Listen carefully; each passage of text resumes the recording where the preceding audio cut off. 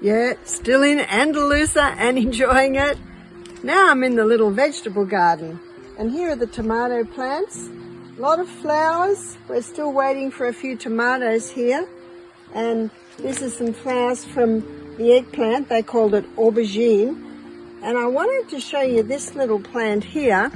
This is purslane. And purslane is a succulent plant.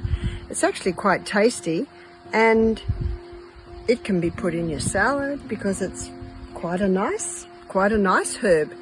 But it's particularly known to boost mother's milk supply. So mothers, if you're breastfeeding and you have this in your garden, you can throw it in your smoothie, in your salad, chew a little bit every day.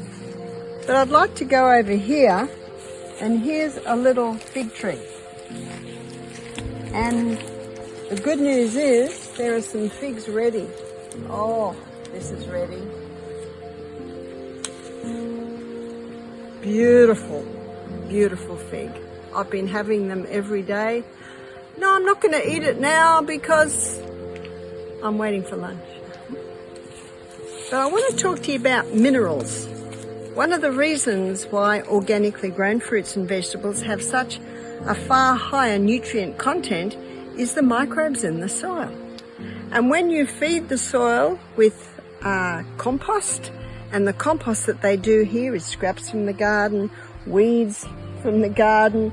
There are some goats and sheep around, and the good news is they're not sprayed, so it's all organic. There's a couple of horses that the neighbour has gathering some horse manure and layering.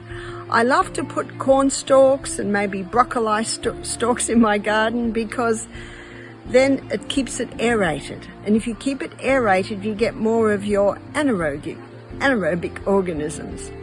Those microbes are very important for the soil because when you put the compost in, and you can have a little look here, this is nice and rich with compost, and we've got some little cucumber plants just growing up out of it. We'll just put this one over here so we don't tread on it. And it's kept nice and moist because great water supply here, constantly running, is the little waterfalls coming out of the hills and into the pools.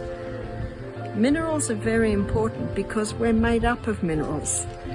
Dr. Robert Thompson, in his book, The Calcium Lie, he states that the clearest indication of a creator God is seawater because the seawater has the exact same mineral balance and proportion as is found in our body, found in our bones, found in our blood. We need those minerals. And that's why Celtic salt is so important, because the Celtic salt and the Baja salt, they both contain approximately 82 minerals. Seawater has 92, so it's pretty close.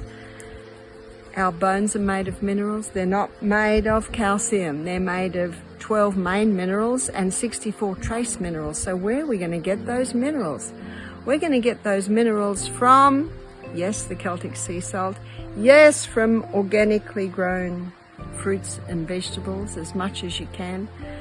And feed your soil, because when you feed your soil with compost, you're putting more microorganisms in the soil, and it is the microorganisms in the soil that break down the minerals in the soil and make them available for the roots of the plant. And the more fibre our gut has, the more microorganisms our gut has. And it is estimated that about 70% of our immune system basically is established by our microorganisms. So close to the garden. And I think the best place to learn about health in the body is to start a garden. Start growing your veggies. Start small.